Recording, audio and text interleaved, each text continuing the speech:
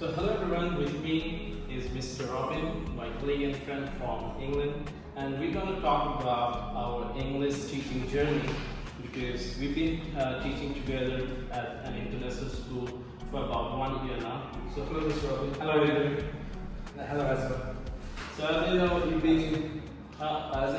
you've been into this teaching for many years. How many years have you been teaching in schools in the UK? Oh, well, let's think that goes right back to 1987, so it's almost 40 years. 14 years. 40 years. Yes. Oh my gosh. 40 years. I must say that he is a veteran. Yes. Okay, so first question is what inspired you to become an English teacher? Well, I'm a primary teacher, so obviously I teach all the subjects, obviously. Of course, one of them is English. And what inspired me was my dad was a Sunday school teacher.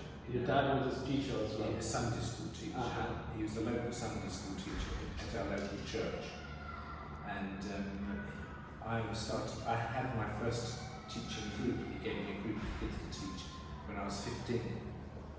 So, and I really enjoyed it. And that's when I got the bug for teaching, when I was 15 years old.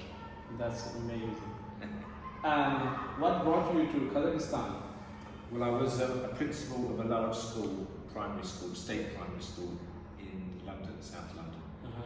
And then I retired because head teachers can retire fairly early. And then I was bored. And I was learning Russian anyway, so I thought, why not combine the two? My love of teaching, learning Russian, teach abroad, somewhere where Russian is spoken. So you can speak Russian as well? Chut-chut. And how has your experience been so far in this country, living, teaching?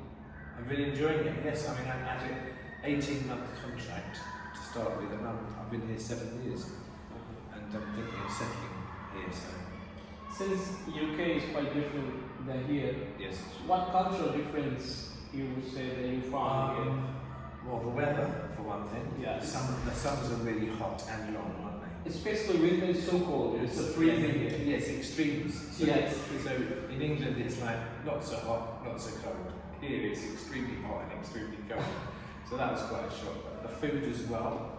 I love the way people generally cook from fresh ingredients. You can't get, like in England, you get lots of choice of microwave meals, ready meals. You don't really get those here. People cook from fresh. You don't spend a lot of time, you just prepare, half prepare, you just heat it and make it ready. And families as well. I think it's interesting to note that families, they stick together, they live together. You can get 3 or 4 generations living in one household.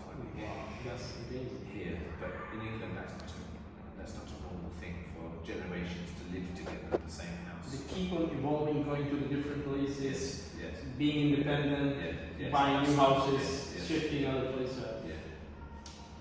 Okay, let's shift to teaching profession. If I ask you, what do you enjoy most about teaching English since you've been into the profession for the last 40 years? Well, teaching primary kids, the main thing I enjoy is really watching them, helping the kids and watching them develop and grow and learn. That's the most exciting thing. Same here, when we look at the students growing in confidence, Yes. and what you teach when they apply everything in the practical life. Yeah, and then at the end of the year, like I've been looking at this stuff at the end of the year, and then you compare it with September, and you think, goodness me, It gives you a rewarding experience, a fulfilling. Yeah, you've learned so much. And if I ask you, how different is it teaching here when you compare to the UK?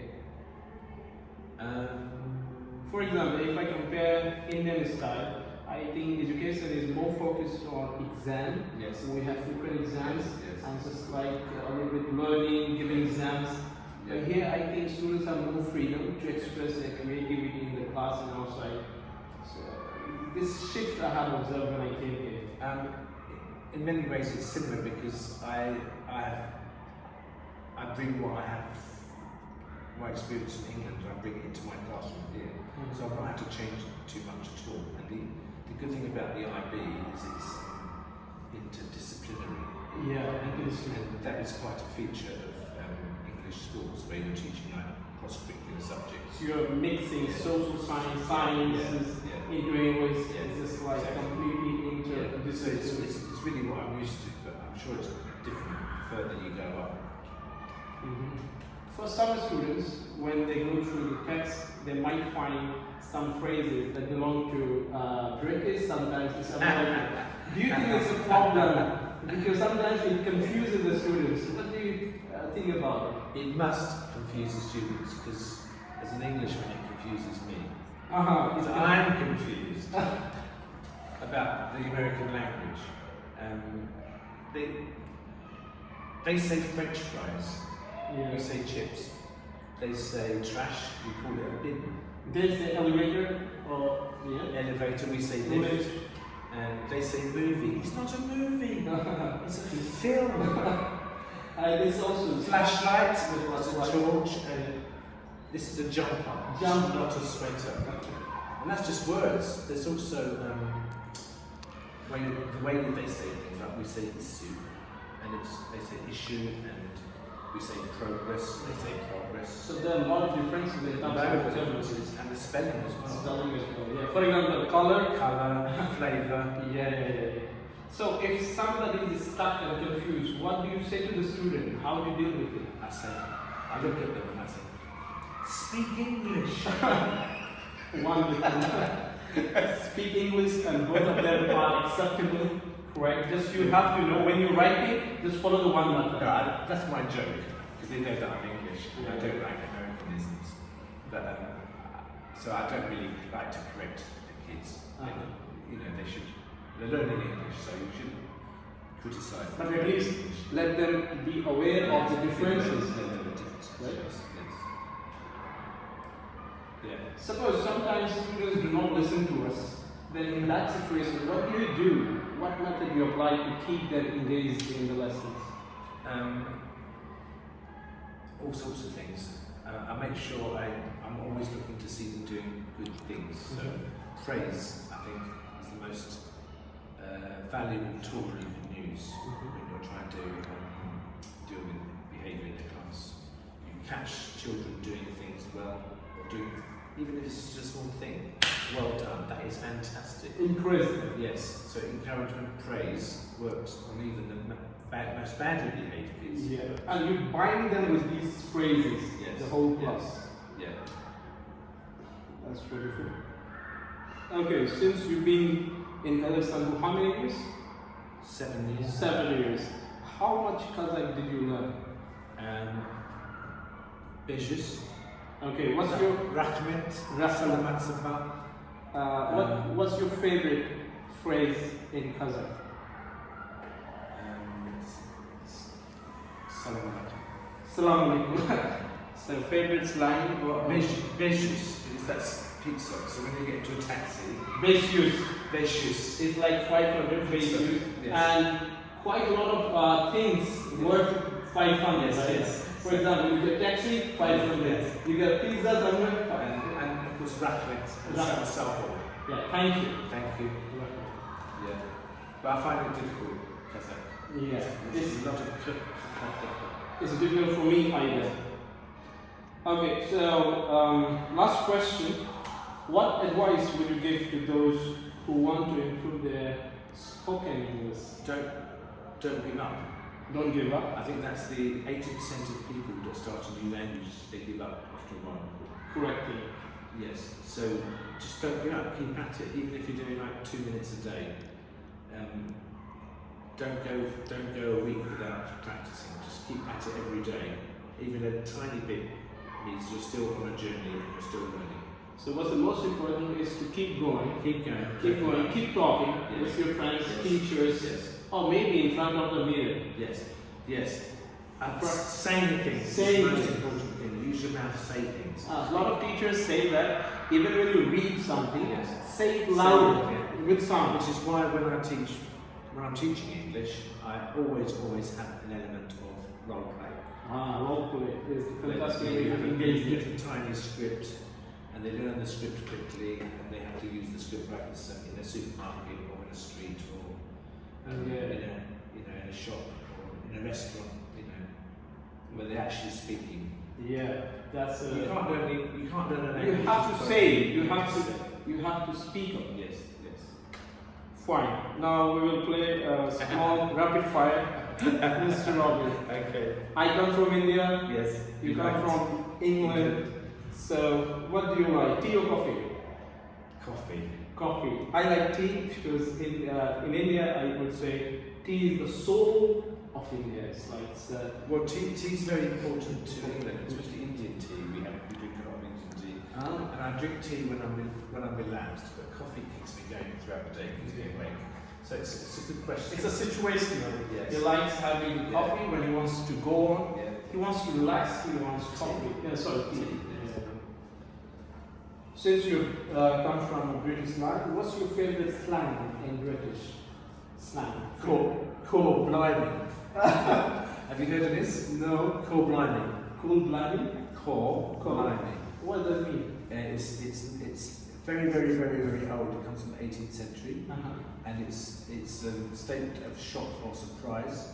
Shot of surprise. Shock or surprise, yes. And it used to be God blind to me, because you're so surprised, like God blind me. Oh. And it's become to core blinding. Cold blinding. Core blinding, and it's very, very much used in the south of England where I am. I think when you say this to any non-native speakers, they might have difficulty understanding this. These different way to speak it up. That you'd hear me say it sometimes, like, you know, if someone's done a really good piece of work, I'll say, Okay, book or movie? I like both very much, but mostly and it's not a movie, it's film. Oh, I'm sorry. I like both very much. I'm a real film buff. I love films, but I also enjoy reading. Do you watch Indian movies as well? I have done, yes, I have done. What's your favorite? The one about the millionaire, Slumdog Slumdog Millionaire. It's quite famous. Yes, it's quite famous. Last question. The weirdest thing a student ever said in the class? The worst thing? Two things. I was teaching a grade 1 class, and I was teaching them